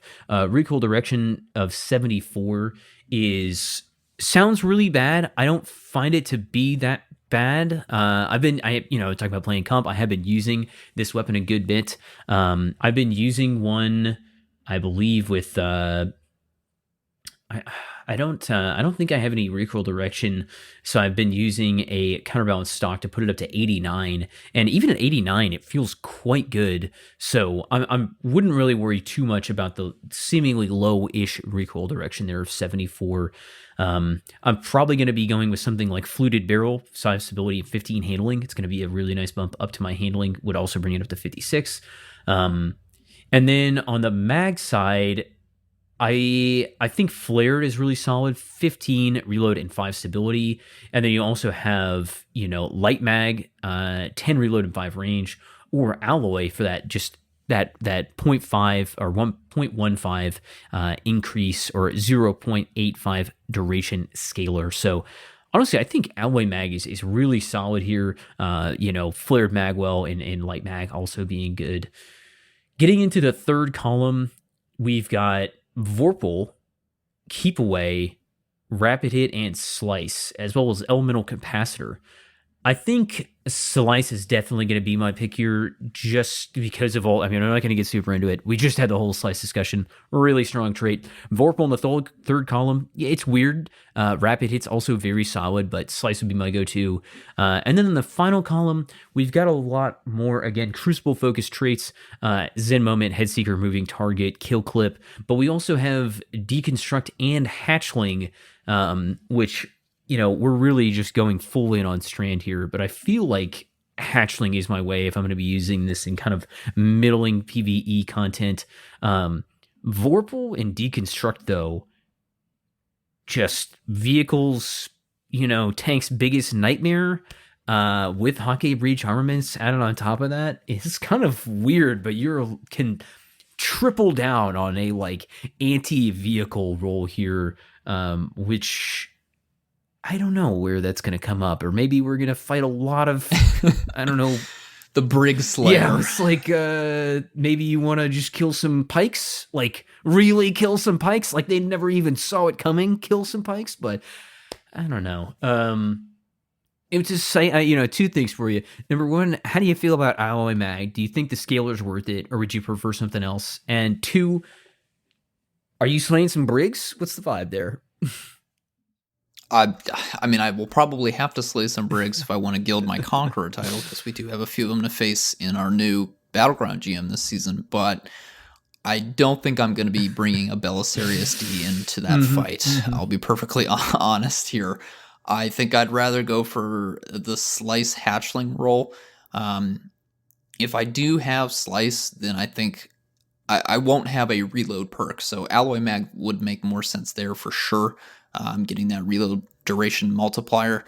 Otherwise, if I get something like Rapid Hit Hatchling, then I would prefer a different kind of magazine perk. But yeah, or Keep Away, actually, to be honest. I forgot about that as well. Yeah, Rapid Hit or Keep Away, I don't need to worry about Alloy Mag too much. But, it's an interesting gun. I've, of course, been playing a lot of comp. I'm chasing this for PvP and kind of hoping that a PvE roll drops, but no luck yet. Elemental Capacitor is a very interesting one in column 3, because you do get to pair it with the damage perk when it normally shows up in column 4. You can, again, really juice the stats here. Arc, of course, is going to take you all the way up to 81 handling just by itself. I believe it's, Void gives you that plus 20 stability. You've only almost matched the range stat there. It's 77 range, 75 stability just with Elemental Capacitor procced, but I don't know if that's going to be enough over slice and rapid hit and keep away for the value proposition there. So that would be my distant fourth pick if I got something like Hatchling in column 4 there for my damage perk. But I won't complain. I will prefer slice and Hatchling. That is definitely the one that I want to get there. Again, I like aggressive pulse rifles. I like how they hit. I know pulse rifles aren't too strong right now in PvE, but I just prefer the feel of aggressives over the other pulse rifle archetypes. Yeah, and, we do have Overload Pulse this season, right? So if you don't want to use Overload Rocket, you're using some other heavy for whatever it is, whatever GM you're in, or that may be. Slice is so strong, right? You're going to stun that champ. You're going to give them the damage output reduction, and then you can swap over to your special weapon, whatever, your Eremite, and dump some damage on them, or whatever heavy weapon you happen to be using, and dump out some damage. So yeah, having slice on a champion stun weapon, I know people may lean towards Vorpal because you want to do that increased damage and stun them faster, but I think that's kind of bait. Like, use slice, reduce the damage on the champion that you're trying to stun, and then go to work on them with your, fusion rifle, heavy weapon, whatever that may be. And here's hoping for some pulse buffs in the future, because this thing is just like Strand the Gun with Slice Hatchling, and there's definitely some opportunity for a big time subclass synergy there. Ideally, in a little bit of a stronger state, but I don't know. For sure. All right, just 2 more weapons here. We are pivoting over to our Iron Banner, our new Iron Banner weapon, Lethal Abundance. Again, we're not going to talk about Reese Walker. Not worth it for PvE. You've also, if you're trying to go for a kinetic, what is that? Is that lightweight? Yeah, lightweight shotgun. You've got Wastelander from Dares of Eternities, which is craftable and has better PvE perks. Reese Walker is very much geared for PvP on the perk side, so we don't really have anything worthwhile to recommend, so we're not going to talk about it, but instead we'll talk about Lethal Abundance. This is our Strand High Impact auto rifle. This is going to be firing at 360 RPM, and we have got one origin trait, which is the Skulking Wolf, and that can only proc in PvP, so not a whole lot to talk about there, but the high impact frame attribute, when your ADS while moving at or below 2.8 meters per second, you do have a minus 20% to your accuracy cone size, plus a minus 17% accuracy cone growth. Wow, those are some words. So ADS with high impact auto rifles is the name of the game here. When we look at our stats, we're actually going to be comparing this to our most recent high impacts, which both happen to be raid weapons. So you can probably guess how this is going to play out. We will be comparing it to the Abyss Defiant from Crota's End, and then a season before that, Age-Old Bond, which was the reprised Last Wish high impact auto rifle. So kicking things off, Lethal Abundance does have a range of 80. That is the lowest, with Abyss Defiant up at 83. Has a stability of 31, which is in the middle. Abyss Defiant has 35. Handling of 32, that's the lowest, unfortunately. Age-Old Bond has 38. Reload of 36, that's the highest by 1 point. And then a recoil direction of 74, which is the lowest, where Abyss Defiant has 86. So raid guns are tough to beat, but I do think Lethal Abundance has the perk pool to make up for it, so let's get into that. Looking at our barrels and magazine, we've got a naturally high range, and then kind of low stability handling and reload speed. So for me, fluted barrel makes a lot of sense here. Want to definitely get that handling up a little bit, and then help to stability is not something that I'm opposed to at all. So fluted gets you up to 36 stability, but 47 handling. Really, really prefer that. I don't think you want to touch range at this point. Mm-hmm. I think 80 range is more than enough for an auto rifle, especially for a high impact. So hammer forge, full bore, even small bore, no thank you. Don't need it. I would prefer to have fluted barrel. I would take arrowhead break. I mean, that'll get it all the way up to 100 recoil direction. But again, it's that plus 10 to handling, is really what I would prefer there. Definitely leave range alone here. And when we look at magazines, I'm still going to say the same thing. We've got the 3 rounds perks, armor piercing, high caliber, ricochet. They're just tacking on a little bit to range. And yes, they do kind of affect the way that your bullet functions, and that can have some utility. But I'm more looking at flared magwell. I'm more looking at alloy magazine or appended mag here for the help again to those lower stats. Flared mag was my number 1 option there. Again, a little bit of help to stability, but a big boost to reload speed, taking that up to 51. That would be a really, really nice benefit there. I could settle for light mag, even though it gives a +5 to range, because it also gives a +10 to reload speed. I'll take it. It's, ideally flared mag will be better, but I'll take +10 to reload speed at the end here. Looking at column 3, again, another strand weapon, so we do have Slice, great option there. We've also got Keep Away, Enlightened Action, very, very nice options here. Elemental Capacitor in column 3 again, but I'm probably not going to recommend that too much for this case in particular. Slice is going to be my number 1. Keep Away, probably number 2. Well, no, that helps range. I don't really care about range too much. I think Enlightened Action is actually going to be my number 2 here. That's got 5 stacks there, and again, you just need to deal damage to improve the reload speed and handling. At 5 stacks, we are going up to 82 handling and 86 reload speed, so that's probably my number 2. I think it's a close 2, because Slice, I'm wanting for the strand synergy there, Sever just being a really strong strand verb, but I would definitely not be disappointed if I got Enlightened Action.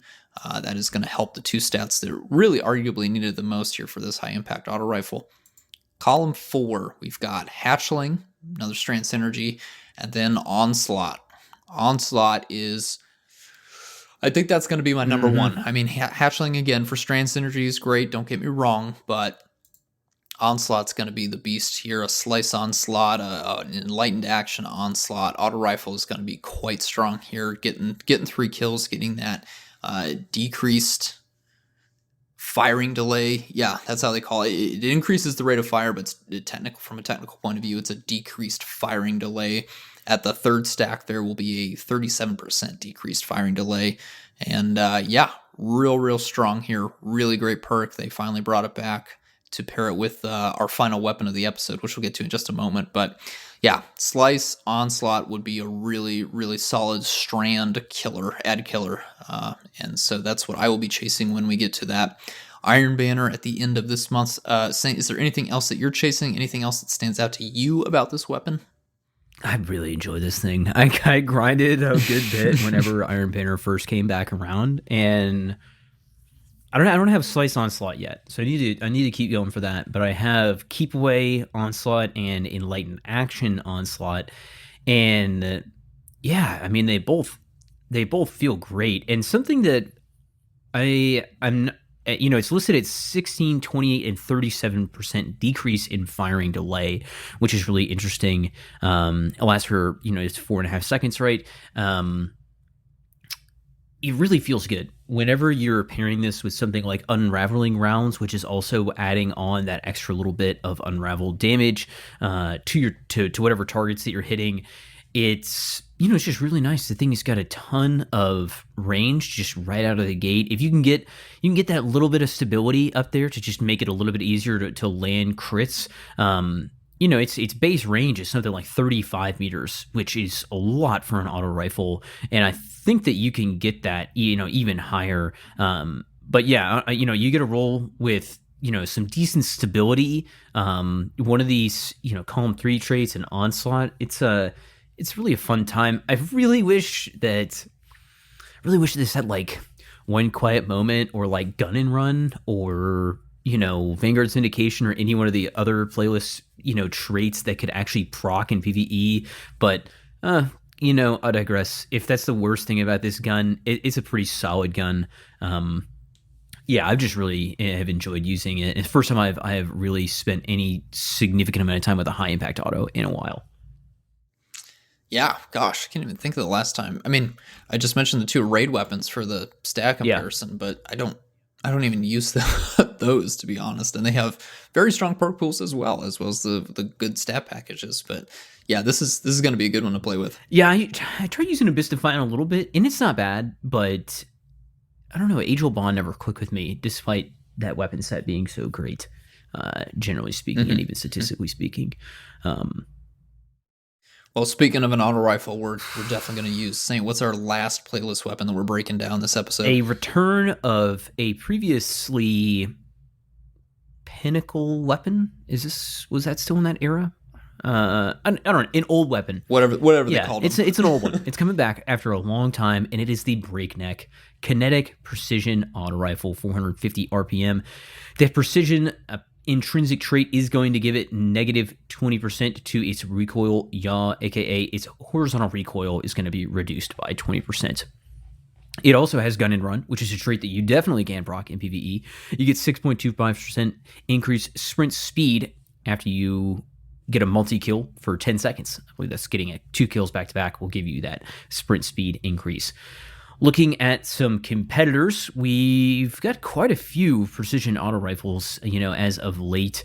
Looking back, starting with Season 16 Firefight, we have 7th Seraph Carbine, Tiger's Spite just got a refresh, and Horror Story, which we just saw a new version of pretty recently. Comparing it, Breakneck has 64 range, highest by 2 points over Tiger Spite, 45 stability, highest by 4 points with Tiger Spite and Firefight both being tied there at 41, 37 handling, which is third to Firefight at 41, 46 reload, the highest by 2, 80 recoil direction, highest by 6, and 34 mag, which they go from 32 to 34 depending on the weapon, tied with IS 7th Seraph there.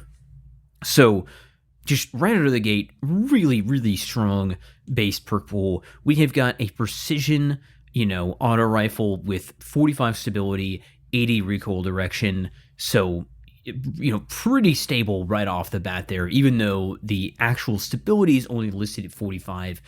Even just putting 5 points into there, you're going to have a really nice feeling auto rifle that's pretty stable. And it's going to be important that the thing is kind of stable because you can be just absolutely dumping some bullets out of it. So, picking out a barrel and mag, I'll go through this pretty quick. I would say, I'm probably looking at a little, I want a little bit of range and, maybe a little bit of stability. So small bore for 7 each. Corkscrew is also giving that +5 in handling. If the handling is really a problem for you, you could go fluted. But yeah, I'm probably going for something like small bore would be my ideal choice here. And then for the mag, there's a few things I may pick that would be a little unconventional, I would say, because of the way that you interact with some of our other traits. Looking at subsistence, you can get 17% of your mag back on a kill. So this is playing a little bit differently than some of our other weapons where subsistence is only getting 10% because, SMGs and autos are getting 17. So our base mag of, 34. So 34, and you're looking at 17% is 5.78 bullets, which I believe would round up to 6. It's always going to round up right that. And if you are able to get this all the way up to 40 bullets in the mag, you can get that to go up an extra bullet to 7. So this is a rare case in which I think extended mag, even though it's an auto rifle, is something that I would be okay with if I'm going to land subsistence in my third column because it's going to give an extra bullet back. If you're not using subsistence in the third column and you're not getting that one extra bullet back for every kill that you get, no shot is extended mag worth it. I would definitely prefer to go with something like Alloy, which is going to give me that scalar reload, right? And then we have our classic rounds options, armor piercing, high cal, and ricochet rounds. Ricochet giving a big benefit there, plus 10 stability, 5 range if you find it still a little unwieldy when you get this thing ramped up. And then high cal and armor piercing are always solid options there. So there's maybe a little bit of a case for extended, but you gotta roll with subsistence. We have a massive amount of traits here, so I'm gonna just kind of skim through a little bit some of the ones that I don't think are going to be huge impact in PvE. But in third column, we also do have Keep Away. We have got Shoot to Loot. We've got Enlighten Action, Pugilist, and Feeding Frenzy.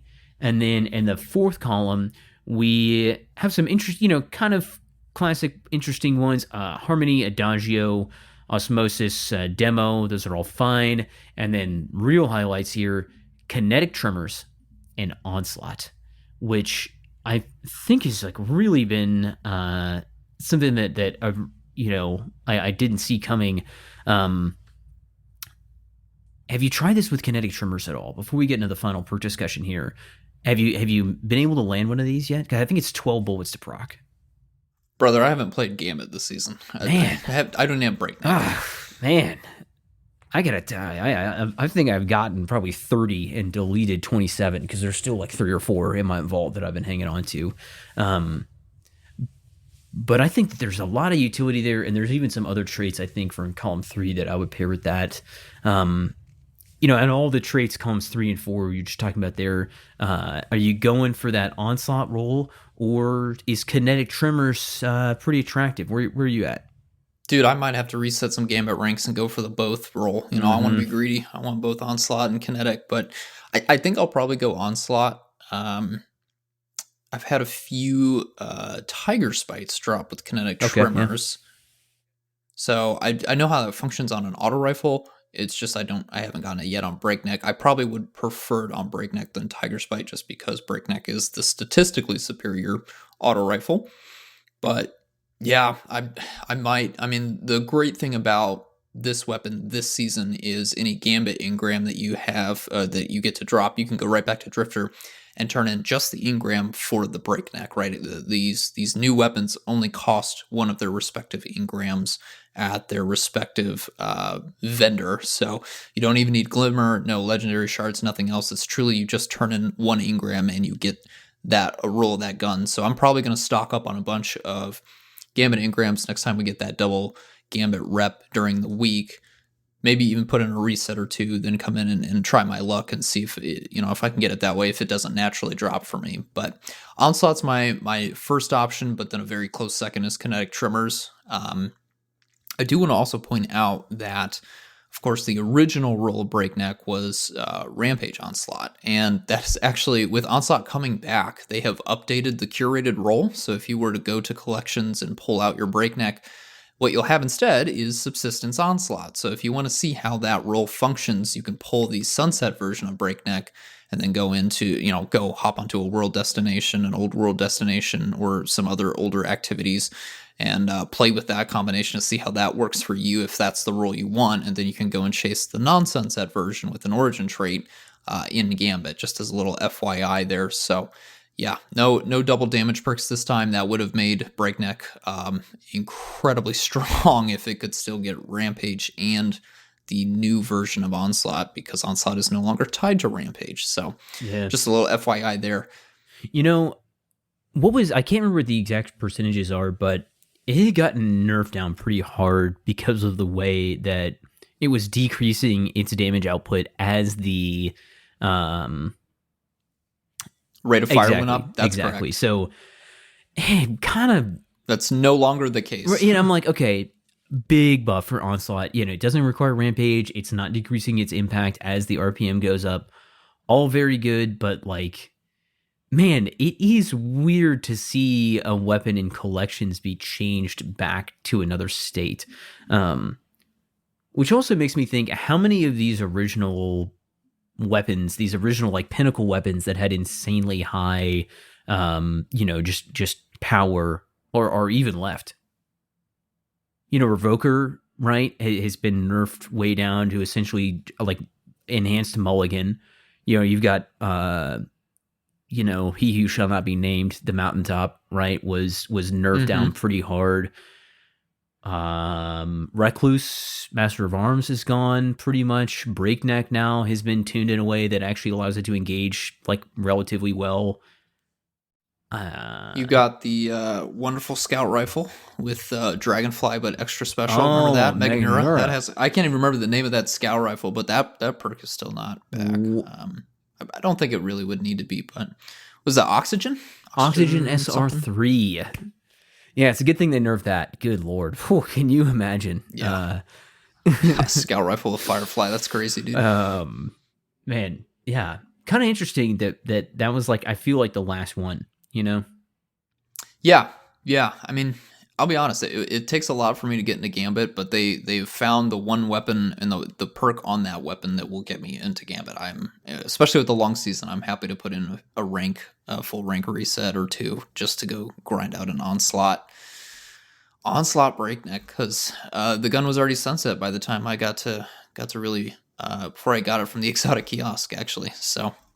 Man, well now you can have a breakneck that fires at 616 RPM. Cause why not? Yeah. No damage reduction. Sweet, sign me up. All right. Any All right. closing comments there? Good batch of playlist weapons. I mean, there's some surprises. There's some ones that I think we figured were going to be strong. Of course, Trials weapons typically are pretty end game when it comes to PvE and PvP. Undercurrent there, it doesn't beat out Forbearance, but again, if you don't raid, that is your arc waveframe of choice, and it does have some very solid combinations there. Yeah, I mean, Incisor, go grab Incisor. It is really, I think, the chase of the season. Just a really solid trace rifle, and if legendary trace rifles ever get a buff, that is going to be sitting real pretty. So that's all I've got to say. Yeah, I think I wanted more from Uzume. Honestly, that was like out of all the weapons, that was the one I was hoping to see a little bit more juice on. Everything else I think landed decently well. As far as competitors, but especially considering it was a return, right, of a pretty old weapon. I believe at this point, Uzume had been around for a long time and was finally coming back. But yeah, overall, pretty solid set. It's interesting. The original Uzume had triple tap, not fourth time's the charm. And then they made that swap, but because of the mag size for adaptives, triple tap was the better option, unfortunately, because you could proc that twice in a single mag, whereas with fourth times you can't. So unless you had a clown cartridge magazine, but that's not really relevant or possible. Yeah. All right. Well, that's all we've got for episode 93. Thanks for listening in to another episode of PvE. We also want to thank our audio engineer, Autodidaktos, for helping us sound our best each and every episode. Until next time, my name's Ben Sinkbeard. You can find me by that name on social media, hanging out in the Massive Breakdowns Discord, or in-game enjoying Polaris Lance way too much. Impetus, where can the listeners find you? My name is Impetus. You can find me by that name in Discord and in Destiny, chasing world loot, which I'm sure we'll talk about next episode, which will be Saint and myself again, because Court will be off for his birthday. You can also find Court's spreadsheets over on his Linktree, and if you need a link to the Linktree, you can go to the Destiny Massive Breakdowns Discord server for that information. All right, folks, have a good one. We'll see you next time.